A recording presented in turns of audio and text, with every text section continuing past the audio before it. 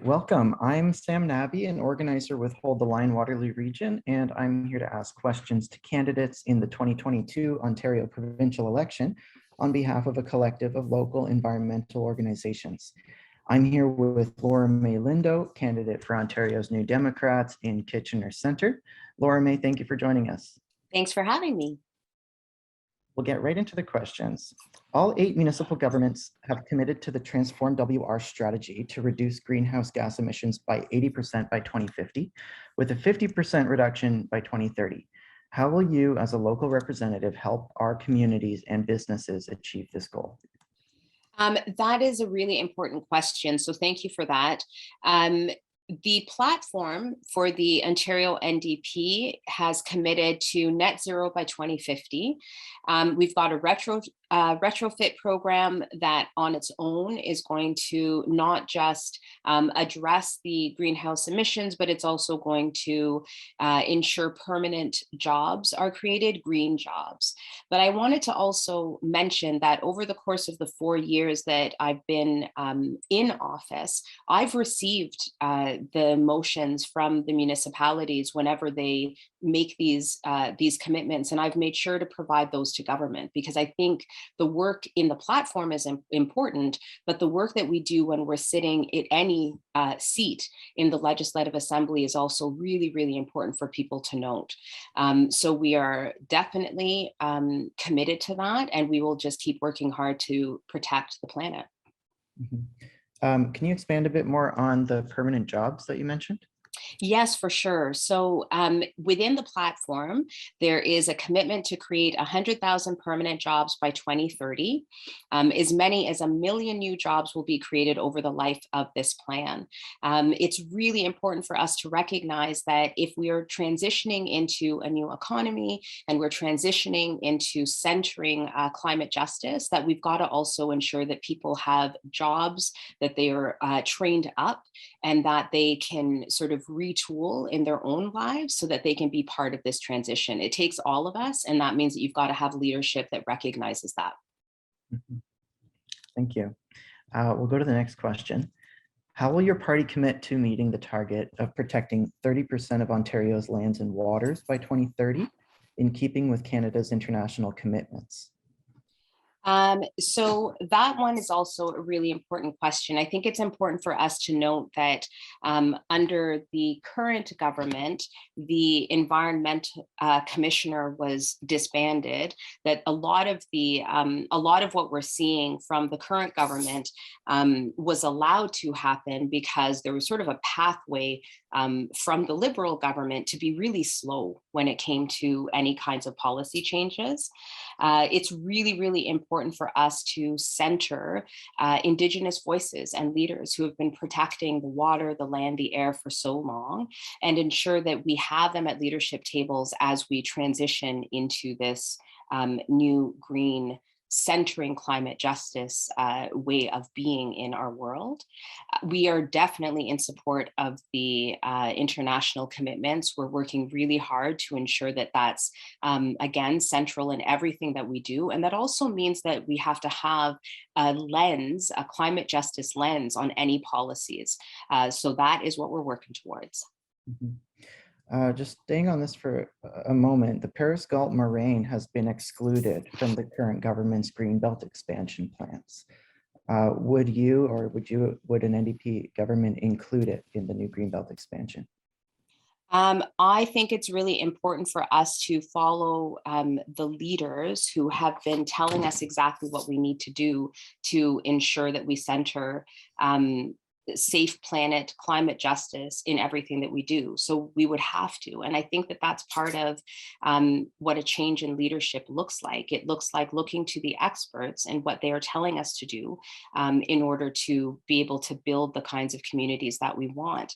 I think it's ridiculous for us to think that we as elected officials, who, if we don't have that background, can make decisions, policy decisions and plans and strategies that don't actually center the experts. And so yes, we've got to commit to all of that to ensure that we build the safe communities, the healthy communities, and the healthy planet that we need. Thank you. Next question. Amid a booming housing market, how will you ensure that we have an adequate supply of mixed, multi-use housing and complete walkable communities so that new home construction is done sustainably and affordably? This is also a really important question, but I think we have to go backwards to the language of a booming housing market. On the doors, when I'm speaking to people, we have a housing crisis. A booming market is only if we're looking at this from the perspective of those that can afford to buy and sell. I have a lot of people in my community who are saying, even though they're being told that their house is worth a lot, the price of housing is so high that they wouldn't be able to move anywhere else. So they have no choice but to stay wherever they are. And so I think that what's important is that we have to take a step back and recognize all of the nuances of this crisis that we're in. So yes, we've got to make sure that we've got mixed houses. Yes, we've got to make sure that we have multi-purpose houses and a plan that provides for that. But we also have to recognize what the housing market looks like right now. And for us locally, that also includes smaller landlords that are, they've got a little basement apartment that's helping them to pay the rent. How do we support them? So I think moving from this idea of booming and towards an idea of the crisis will allow us to create the strategies that we need. Okay. Next question. How will you support sustainable transportation choices with less car dependency and better active transportation and public transit? Thanks for that. We've been fighting for two-way all-day go between the Waterloo region, between Kitchener and Toronto. That fight continues. The platform does a really good job of centering a transformative transportation system. So electrifying the GO train network, accelerating the timeline, ensuring that the municipalities have the funding that they need to expand on and pay for their operating costs as they also transition into more green living. But I think that it's important for me to sort of step back and recognize that the very first private members bill I had was for two-way all-day go. I was just asking for a plan, just a plan and a commitment to make it happen. And we weren't able to get that from the current government, but the promises of at some point doing something were there. Given the importance of alternative transportation models, if we're trying to center climate justice, I think that that kind of commitment to transforming transportation is super important. Mm-hmm. I just want to stay on this for a moment. You, because you're close to that private members bill of two-way all-day go, this is something that was promised by the Kathleen Wynne government. This is something that was promised by the Doug Ford government. It hasn't happened yet. What needs to happen immediately after the election to make this a reality for residents of Kitchener Centre?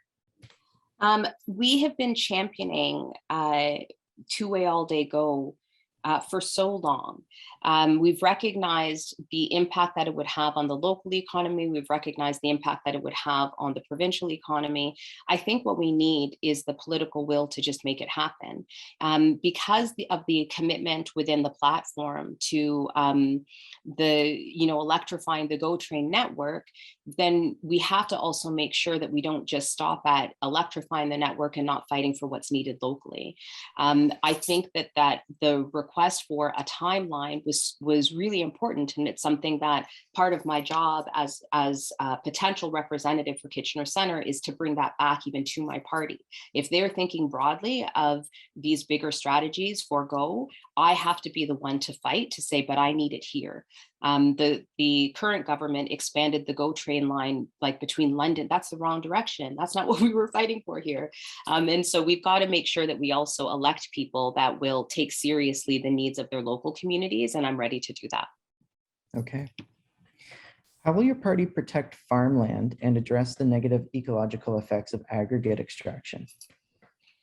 That's a really important question, especially for us locally. I want to start off by saying it's important for us to restore the powers of the Environment Commissioner. To have disbanded the Environmental Commissioner was a clear indication that there was no interest in oversight, and also no interest in expertise to figure out the best way for us to live on the land without literally killing Mother Earth. And so for us, I think it's really important for us to emphasize that that oversight will in fact be re-implemented. When it comes to extraction, I also think that we need a strategy, and that's why that environmental commissioner is so important. Right now, all sorts of different decisions are being made by the current government without an actual strategy or understanding about the bigger implications. And we can't leave it to community members to fight with municipalities and have the municipalities then fight with the government. We need to have a strategy that ensures that we center safe communities, healthy communities, and a healthy planet. What are you prepared to do to help ensure that Indigenous people, women, people of color, and other marginalized groups that are often most disproportionately affected are prioritized in the needed solutions to our environmental crises? Thank you so much for this question. I think it's been in a lot of the discussions about climate justice in mainstream political parties, we've not talked about the realities of environmental racism. I've made a point of advocating, even within my party, for us to take seriously the impact of not having climate justice embedded in the work that we do on racialized communities, poor communities, Indigenous communities. And so I think that it starts with ensuring that we center reconciliation in the plans that we have, which is something that the party is doing. I also think we need to have leadership that includes racialized community members who have had to struggle, that can provide us with clear indications of what the health risks are, what the risks are to the planet if we don't do this work. And so I do think that being at the table and having that that lens, the anti-racist lens, has to be part of any kind of climate plan that we initiate. Mm-hmm. Just a final follow-up to that one. As we know, Kitchener Center is located on the Haldimand Tract. Six Nations elected council and the Haudenosaunee Confederacy chiefs have announced a moratorium on development, 10 kilometers on each side of the Grand River. How do you respond to their demands and work with them as an MPP? I think it's really important for us to listen to Indigenous communities. I think the response is to stand by the moratorium and engage in critical solution building, not just discussions, because I think that's something else that we often hear from these political spaces. Oh, we'll just talk to them and then we'll do whatever we want after we're done those discussions. That can't be it. We've got to build relationships. We've got to get to know each other. We've got to make sure that there's trust. There's got to be respect for their leadership and for the wisdom and the knowledge that they bring. And there has to be a development of a new path forward. You can't do that unless you're willing to listen and build relationships and visit with each other so that we can do better and save Mother Earth. All right. We are out of time, but thank you very much, Laura Mae Lindo. I appreciate you taking the time to have this conversation. Thank you so much for having me.